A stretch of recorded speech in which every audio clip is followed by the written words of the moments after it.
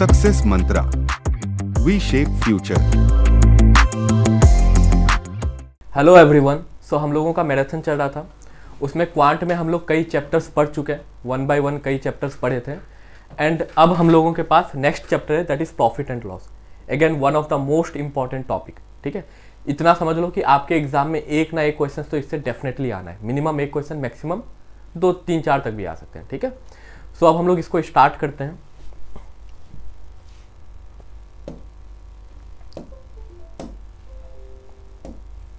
हाँ,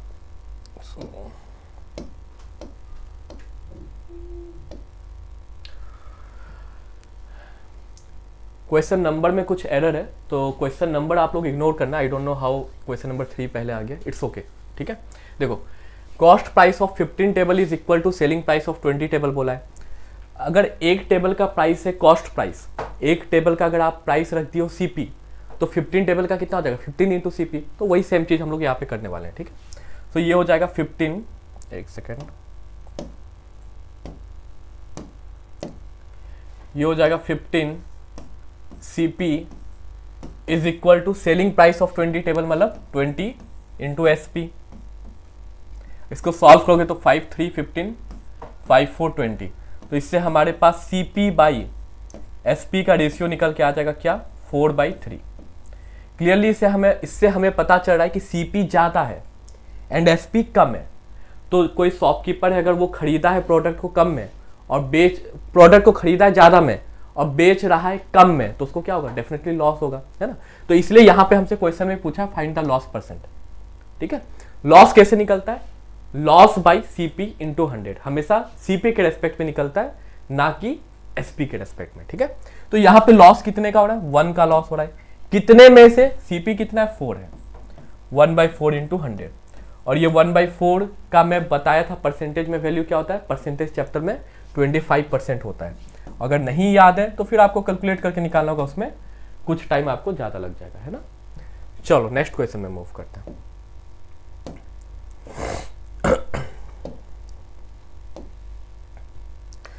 अब हमारे पास क्वेश्चन नंबर 3 आया है। सो क्वेश्चन नंबर 1 आया है। आप क्वेश्चन नंबर को इग्नोर करना, ठीक है, बस ये देखना कि आप तक सारे कंटेंट तो पहुंच रहे हैं ना। Question number does not matter. Okay, चलो यहाँ पे क्वेश्चन नंबर 1 है आपके पास। Rehan purchased a bike for ₹54,000। 54,000 में वो एक बाइक खरीदा है। He sold it at a loss of 8%। 8% के लॉस में वो किसी को बेच दिया। विथ दैट मनी, उसके बाद जो उसको पैसे मिले हैं, ही अगेन परचेज्ड अनदर बाइक, फिर से वो एक बाइक खरीदा और फिर से उसको प्रॉफिट में बेचा। इस बार कितने के प्रॉफिट में, 10% के प्रॉफिट में। What is his overall loss और प्रॉफिट। देखो, आप लोग इस तरीके के क्वेश्चंस डेफिनेटली अपने चाइल्डहुड में किए होंगे और आपको शायद याद भी होगा, आप सॉल्व कर लोगे। बट क्या एग्जाम में क्वेश्चन से सॉल्व करने से सिलेक्शन होता है, नहीं। क्वेश्चंस को जल्दी से जल्दी सॉल्व करने में सिलेक्शन होता है। तो मैं जो यहाँ पे मेथड बताने वाला हूँ, that is the shortest method possible. आपका मेथड अच्छा हो सकता है, उसमें कोई बुराई नहीं होगी, लेकिन जो मेरा मेथड होगा वो शॉर्टेस्ट मेथड होगा, उससे जल्दी आंसर नहीं लाया जा सकता है। सो वो मेथड पर फोकस करना और वही मेथड सीखने की कोशिश करना। ठीक है, देखो क्या बोला, स्टार्टिंग प्राइस कितना था, 54,000, है ना।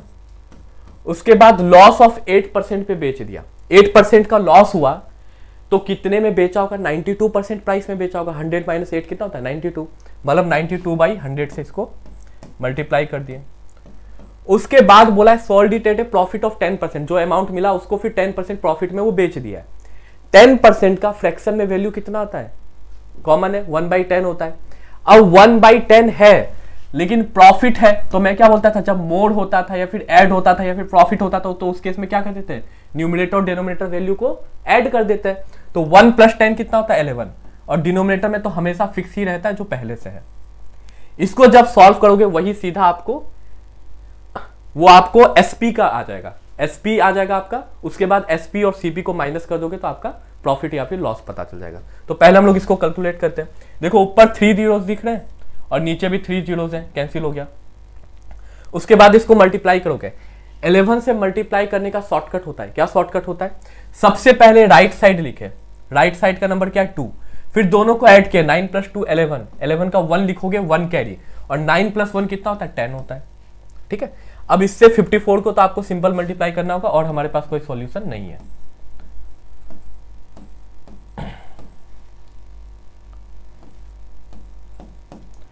तो ये हमारा आ गया है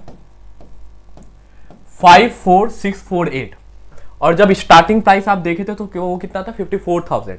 ये डेफिनेटली उससे ज्यादा है, तो जितने में वो खरीदा उससे ज्यादा में सेल किया है, इट मीन उसको प्रॉफिट हुआ। कितने का प्रॉफिट हुआ? 648 का हुआ ना, दोनों को माइनस करोगे तो यही हमारा आंसर है। ये परसेंटेज इसका नहीं निकाले, क्यों? क्योंकि क्वेश्चन में पूछा था वैल्यू, ओवरऑल लॉस या फिर प्रॉफिट कितना हुआ है, कितने परसेंट का प्रॉफिट या फिर कितने परसेंट का लॉस हुआ, ये नहीं पूछा गया। तो जब आपसे वैल्यू पूछे तो रुपीस निकालोगे, जब आपसे ये परसेंटेज पूछे तो आप फिर परसेंटेज कैलकुलेट करके निकालोगे। ठीक है, नेक्स्ट क्वेश्चन में मूव करते हैं हम लोग।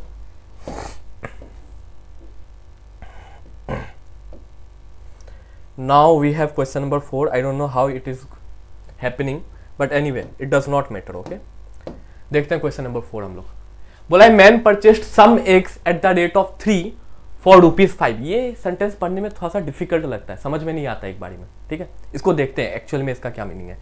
एट द रेट ऑफ 3 बोला है, मतलब ये क्या है? 3 अंडे 5 रुपए में खरीदा। बहुत ही ज्यादा चीप है एक्चुअली में, तो एक अंडे का प्राइस आजकल 7 रुपए 8 रुपए ऐसे हो रहा है ना, लेकिन यहां पे जब बोला है तो हमें मानना पड़ेगा। तो वो 3 अंडे कितने में खरीदा? 5 रुपए में खरीदा, तो ₹5 में वो 3 eggs परचेज कर लिया है and sold them at 5 for ₹12 और 12 रुपए में वो 5 अंडे सेल कर दिया। मैं ही अगर आपसे पूछूं कि आप 1 किलो प्याज खरीदो 20 रुपए में, ठीक है, ध्यान से सुनना, 1 किलो आप प्याज खरीदो 20 रुपए में, उसके बाद आधा किलो प्याज आप 10 रुपए में बेच दिए, तो आपको प्रॉफिट होगा कि लॉस होगा? आप नहीं बता पाओगे। क्यों? क्योंकि यहां पे दोनों बार क्वांटिटी क्या है? डिफरेंट है। एक बार है 1 केजी एंड एक बार है 500 ग्राम, दैट इज ½ kg। अगर मैं यही आपसे क्वेश्चन थोड़ा सा सिंप्लीफाइड फॉर्म में पूछ दूं कि 1 किलो प्याज आप 20 रुपए में खरीदे और वही सेम 1 किलो प्याज आप 30 रुपए में बेच दिए, तो आप तुरंत बोलोगे सर 10 रुपए का हमें प्रॉफिट हो गया। तो क्वांटिटी को अगर आप सेम कर दोगे, उसके बाद आपको प्रॉफिट हो रहा है कि लॉस हो रहा है वो निकालना आसान होता है। तो वही सेम चीज हम लोग भी यहां पे करेंगे। यहां पे 3 अंडे, यहां पे 5 अंडे, क्या सेम है? नहीं है, तो सेम करना होगा। कैसे सेम करोगे? 3 को 5 से मल्टीप्लाई कर दो और 5 को 3 से मल्टीप्लाई कर दो। 5 इंटू 3 भी 15 होता है, 3 इंटू 5 भी 15 होता है, तो अब क्वांटिटी सेम हो गया। लेकिन जब यहां क्वांटिटी में मल्टीप्लाई करोगे, आपको अमाउंट में भी तो मल्टीप्लाई करना होगा, क्योंकि जब ज्यादा अंडा खरीद रहे हो, जितने मल्टीपल ऑफ अंडा खरीदोगे उतने मल्टीपल आपको पैसे भी एक्स्ट्रा देने होंगे, है ना। तो मल्टीप्लाई अब रुपीस के साइड भी करेंगे, तो इसका रिजल्ट आपके पास निकल के आ जाएगा 5 इंटू 5 25 रुपीज में 15 अंडे, और फिर यहां पे हो जाएगा 3 इंटू 12 36, इसमें कितने? 15 अंडे।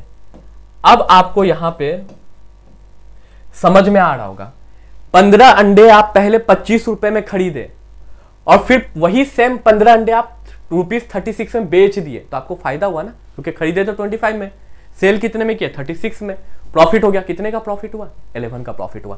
तो ₹11 का आपको प्रॉफिट हुआ। कब ₹11 का आपको प्रॉफिट हुआ है? 15 अंडे खरीदने और बेचने पे। तो ₹11 का वैल्यू कितना है? 15 अंडे का। पूछा क्या है हमसे? तो अगर उसको गेन हुआ है 143 का, मतलब 11 का नहीं, ये तो हम लोग यहां पे एज्यूम किए थे ना वैल्यू, इसलिए हमारा 11 आ गया, लेकिन एक्चुअली में क्वेश्चन में क्या बोला है? 143 का हुआ है। तो ₹11 का अगर 15 है वैल्यू, तो ₹143 का कितना होगा?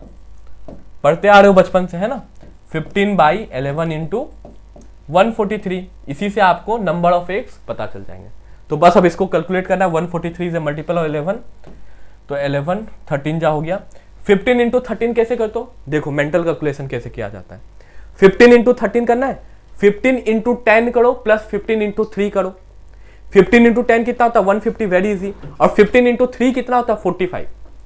तो 15 इंटू 10 हुआ 150 और प्लस 15 इंटू 3 45, तो 150 प्लस 45 ऐड करोगे तो कितना आएगा? 195। अब ये मैं आपको समझाया हूं बिना लिखे, तब मुझे 3-4 सेकंड लगा, लेकिन अगर एक्चुअली एग्जाम में ये मेथड से किया जाए कितना लगेगा? 1 या फिर मैक्सिमम 2 सेकंड, है ना।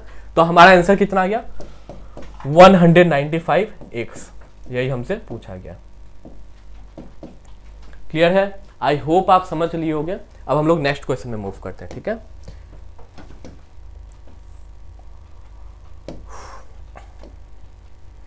Now we have question number 2, ठीक है। अब क्वेश्चन नंबर 2 हम लोग देखते हैं। A man sells an article at 5% profit, 5% profit में बेचा है। हमेशा सीपी को क्या मानते हैं, 100% मानते हैं, ठीक है। तो सीपी अगर 100% होगा और वो 5% प्रॉफिट में बेचा, मतलब कितने पे बेचा होगा, इससे 5% ज्यादा, दैट इज 105% पे सेल किया होगा। If he had bought it at 5% less, अब यहां पे कॉस्ट प्राइस ही चेंज करने का क्वेश्चन में बोल दिया है। बोलता है 100% में नहीं खरीदा, इस बार वो 5% कम में खरीदा, तो मतलब नेक्स्ट जो सीपी होगा वो कितना होगा, 100 का 5% कम 95%।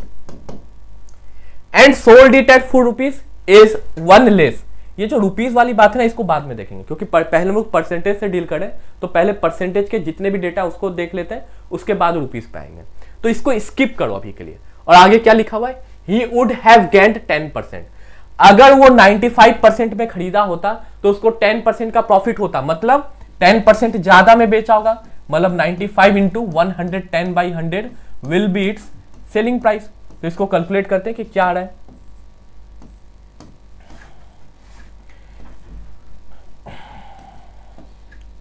ये वैल्यू आपके पास आ गया है 104.5%, ठीक है। क्लियरली आपको दिख रहा है कि पहले केस में सेलिंग प्राइस था 105% and in other case it is 104.5%। So 104.5 is less than the previous value. तो इसमें इसको क्या हुआ है, लॉस हुआ है। और कितने का लॉस हुआ, लिखा हुआ है ₹1, ठीक है। तो मतलब 0.45% का वैल्यू कितना है, ₹1 है, क्योंकि यहां पे परसेंटेज में कितने कम दिख रहे हैं, 0.5%, लेकिन यहां वैल्यू में कितना बोला है, 1, मतलब it means 0.5% is equivalent to ₹1। Now what we have to calculate, we have to calculate the cost price of the article. And what is the cost price, the cost price is 100%। ये जो 95% था that was the modified cost price, okay. Initial cost price कितना था, 100% था। तो हमें 100% का value निकालना है। तो 100% का वैल्यू कितना आ जाएगा, 1/0.5 इंटू 100। इसको कैलकुलेट करोगे तो ऊपर गया तो 0। ये किसका आंसर कितना आ जाएगा, 200 आ जाएगा। यही हमारा आंसर है। क्लियर। चलो नेक्स्ट क्वेश्चन में मूव करते हैं।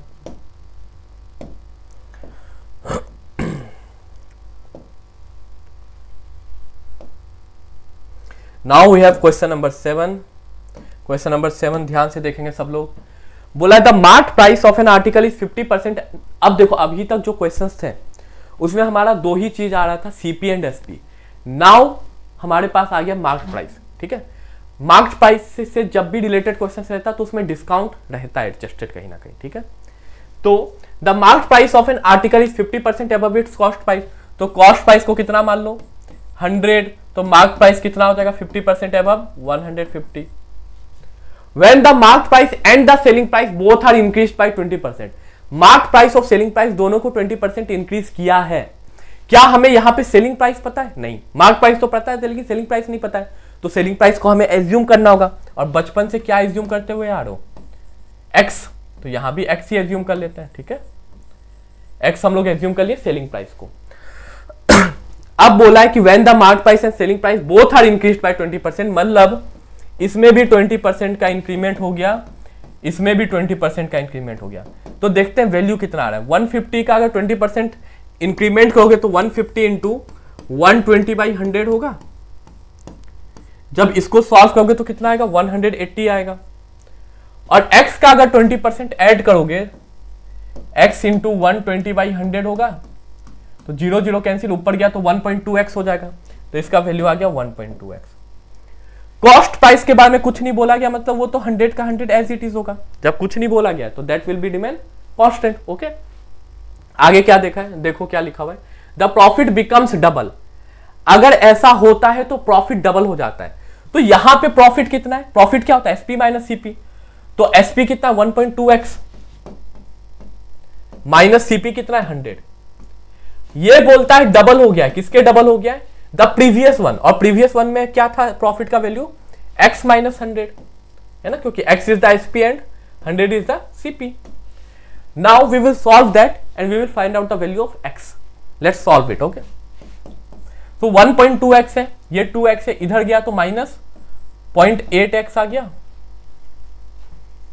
बिल्कुल माइनस 0.8x आया, और इधर माइनस 100 है और वो उधर गया माइनस 200 है, और ये इधर प्लस 100 गया तो माइनस 100 हो गया. माइनस माइनस कैंसिल हो गया, तो इससे x का वैल्यू आ गया है 100/0.8. और इसको जब सॉल्व आप करोगे तो आपका वैल्यू क्या आएगा, 125. ठीक है, 125 आया. पूछा हमसे क्या है, if original mark price is ₹300, मतलब ये जो ओरिजिनल मार्क प्राइस है जिसको आप लोग लिए डिनोट किया थे 150, इसका वैल्यू बोला है 300, मतलब ये कब हुआ, जब मल्टीप्लाई बाय 2 हुआ है. तो हमसे पूछा गया initial selling price. Initial selling price कितना x है, और x का वैल्यू आया 125. लेकिन क्या 125 कंसीडर करोगे, नहीं. जब यहां भी मल्टीप्लाई बाय 2 है तो यहां भी मल्टीप्लाई बाय 2 होगा, तो हमारा आंसर कितना हो जाएगा, 250 होगा. क्लियर है. अब हम लोग नेक्स्ट क्वेश्चन में मूव करते हैं.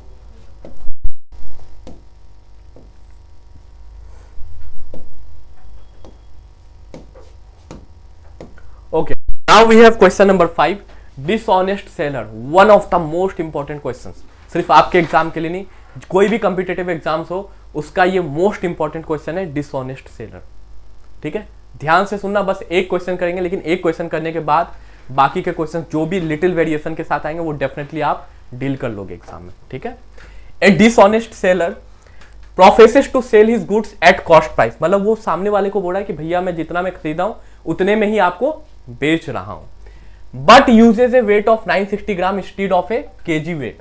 मतलब वो आपको बोल रहा है कि सर हम 1 किलो आपको सामान दे रहे हैं, लेकिन वो दे रहा है 960 ग्राम. कैसे, आप लोग देखते भी होंगे, रियल लाइफ में भी ऐसा होता है.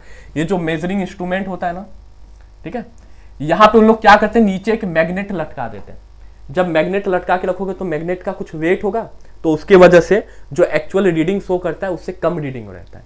ठीक है, तो इस तरीके से उन लोग चीटिंग करते हैं. तो देखो 9 बोल रहा है आपको कि 1 kg दे रहा है, तो बोल रहा है आपको 1 kg दे रहा है, that is selling price will be 1 kg means 1000 ग्राम. ठीक है, लेकिन एक्चुअल में वो कितना दे रहा है, 960 ग्राम. मतलब उसको जो कॉस्ट प्राइस लगा वो 960 ग्राम का लगा है, 1000 ग्राम का तो नहीं लगा है. तो कॉस्ट प्राइस कितना होगा, 960 ग्राम. अगर ये आपको देखने में पहचानने में कंफ्यूजन हो कि सर कॉस्ट प्राइस 1000 होगा कि कॉस्ट प्राइस 960 होगा, तो इसके लिए मैं एक शॉर्टकट बताता हूं. जब वो डिसऑनेस्ट सेलर है, चीटिंग कर रहा है, अपने फायदे के लिए चीटिंग करेगा, अपना लॉस कर तो नहीं करेगा वो चीटिंग करके. तो फायदे के लिए अगर वो चीटिंग करेगा तो उसको प्रॉफिट चाहिए. ठीक है, प्रॉफिट कब होगा, जब सेलिंग प्राइस कॉस्ट प्राइस से ज्यादा होगा. तो इसलिए जो भी कम वैल्यू है इसको कॉस्ट प्राइस मान लो, जो ज्यादा वैल्यू उसको सेलिंग प्राइस मान लो. ये अगर आपको इस तरीके से ना समझ में आए तो जो नेक्स्ट मैं तरीका बताऊं इससे आप निकाल सकते हो. ठीक है, अब बोला find the gain of this dishonest in percent. Percent पूछा है, मतलब प्रॉफिट परसेंट पूछा है. प्रॉफिट परसेंट क्या होता है, profit by CP into 100. Profit कितने का हुआ, यहां से जब आप माइनस करोगे तो 40 क्लियरली दिख रहा है. बाय सीपी, सीपी कितना है 960. भूल से भी अगर 1000 रख दिए गलत आंसर आ जाएगा, और ऑप्शन में भी वो आपको दिख जाएगा, क्योंकि एग्जामिनर को पता है कि क्या गलती होती है स्टूडेंट से.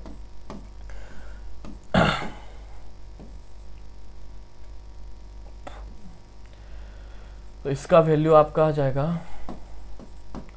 25/6, मतलब 4 पॉइंट समथिंग आएगा. और पॉइंट समथिंग कितना आएगा वो एग्जैक्ट कैलकुलेशन करने की नीड नहीं है, आप लोग ऑप्शन से देख के आंसर मार्क कर सकते हो एग्जाम में. ठीक है, तो 4 के अराउंड आंसर हमारा आएगा. अब हम लोग मूव करते हैं नेक्स्ट क्वेश्चन में.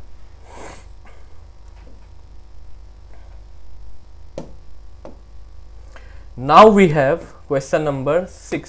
Okay, and the question number 6 is MP of an article is ₹6,400. At what price it will be sold after giving 3 successive discount of 12.5%, 10%, 25%. Again, इस क्वेश्चन को सॉल्व शायद आप लोग कर लोगे, लेकिन जो मेथड से मैं बताने के लिए जा रहा हूं वो ट्राई करना समझने की, क्योंकि that is the shortest method possible. ठीक है, MP था कितना 6400. डिस्काउंट हुआ है मतलब प्राइस घटा है ना, लेस हुआ है प्राइस. तो 12.5% का फ्रैक्शन वैल्यू हम लोग जानते हैं 1/8 होता है. और अगर अभी तक नहीं जानते तो याद कर लो, नहीं तो बहुत दिक्कत होने वाला है. ठीक है, तो 1/8 होता है. अब डिस्काउंट में प्राइस कम होता है तो कम में ये दोनों को माइनस कर देते हैं, तो 8 - 1 = 7, और डिनोमिनेटर में कोई चेंज नहीं होता है, तो 8 एज इट इज रहेगा.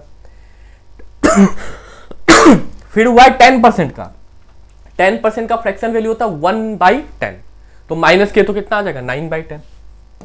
ठीक है, ये सब मेंटली करना है, अगर हर एक चीज लिखने लगे तो एग्जाम में टाइम नहीं मिलेगा। 25% का फ्रैक्शन वैल्यू होता है 1/4, माइनस के तो कितना आएगा 3/4, है ना। बस इसको कैलकुलेट करो और आपके पास आपका आंसर आ जाएगा। 0 0 कैंसिल हो गया, इधर से ये 20 बार गया। अब 9 3 जा 27, 27 2 जा 54 and 54 into 7 gives 378 and 0 remaining था, तो 3780 इसका क्या हो गया, प्राइस निकल के आ गया। क्लियर है? आई डोंट थिंक कि आप लोगों को इसमें कोई डाउट होगा। आगे मूव करते हैं।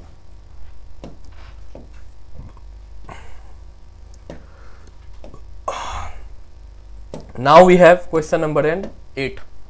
A merchant fixes the sale price of his goods at 15% above the cost price. तो 15% above the cost price बोला है, तो cost price को कितना मान लोगे 100%।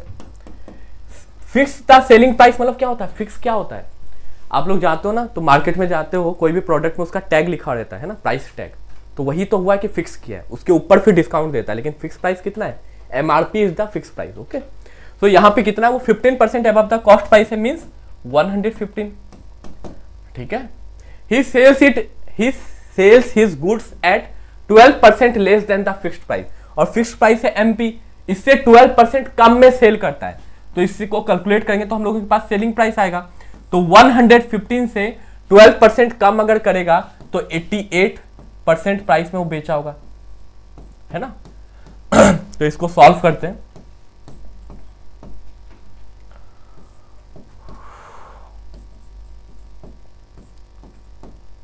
हम्म 23 इंटू 22 आया है, कंसेक्यूटिव नंबर्स, इसका मल्टीप्लीकेशन बहुत सिंपल होता है, अगर आपको ट्रिक नहीं पता है तो अभी देख लो। 22 इंटू 23 करना है, सबसे पहले 22 का स्क्वायर लिखो और फिर प्लस उसमें 22 ऐड कर दो। 22 का स्क्वायर कितना होता है 484, और 22 उसमें ऐड करोगे तो कितना आ जाएगा 506।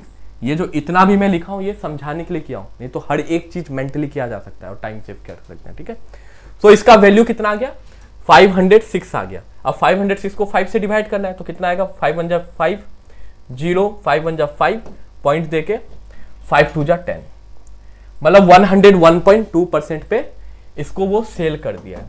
अब हमसे पूछा his percentage of profit is, देखो परसेंटेज ऑफ प्रॉफिट है 100% और सीपीएसपी है 101.2%, दोनों को माइनस करोगे तो वही तो परसेंटेज ऑफ प्रॉफिट होगा, कितने का है 1.2% का है। Clear? So this was question number 8। Now we are moving to next question.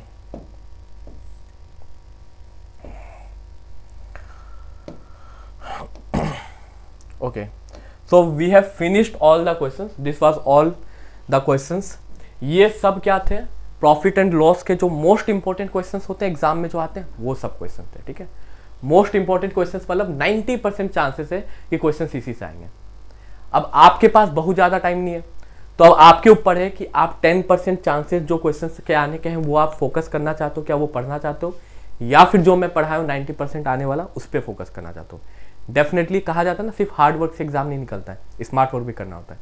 This is one of the smart work. ठीक है, आप 90% चीज़ों पे फोकस करो, मोस्ट इंपॉर्टेंट पे फोकस करो। अगर इसमें आप बिल्कुल नेक्स्ट लेवल कॉन्फिडेंट आप अटेंड कर चुके हो कि मैं तो विद इन सेकेंड्स उड़ा दूंगा क्वेश्चन को एग्जाम में, तब ये फिर बाकी के क्वेश्चन बाकी के टाइप आप लोग कहीं और से कर सकते हो, या फिर मैं ही आप लोगों के लिए वीडियो ले आऊंगा। ठीक है, तो मिलते हैं हम लोग नेक्स्ट वीडियो में विथ ए न्यू चैप्टर, उसमें भी सारे टाइप्स के क्वेश्चन देखेंगे। Thank you everyone.